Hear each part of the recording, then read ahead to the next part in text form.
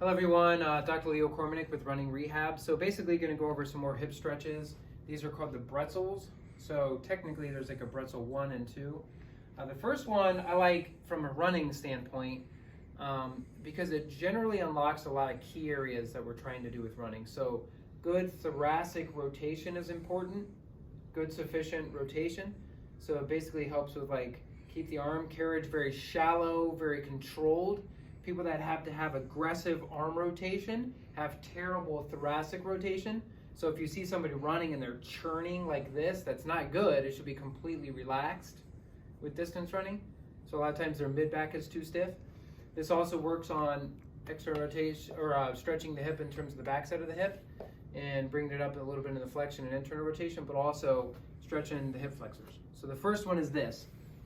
You're gonna start here, like in sort of boat pose, and you're gonna let your body rock off to the side.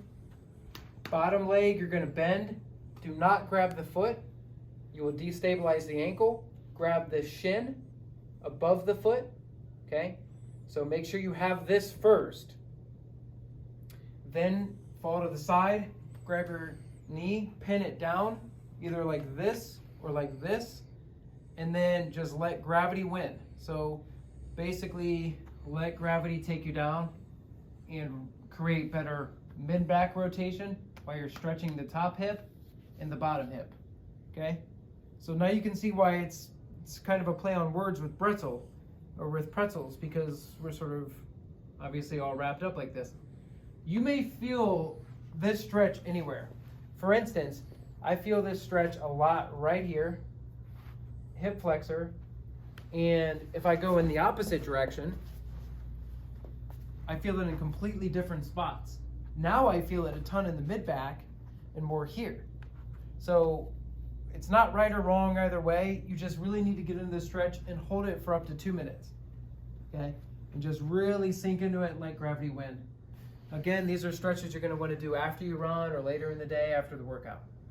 The second option would be basically what you're gonna do, you're gonna be resting on one hip, the opposite leg's gonna be back like this, so the legs are gonna be fanned in the same direction. So you can sort of stagger the hip out like this or whatever way is comfortable, but just kind of you have the freedom to sort of move these legs, but basically you want to be in a comfortable position here. And then basically you're going to put your hands down and then walk your hands over. And from here, you're going to feel a good mid-back stretch, a good stretch through your shoulder girdle, and then obviously through your hip girdle and pelvis. And then again, you're gonna hold that for up to 2 minutes or so. Opposite way, same thing.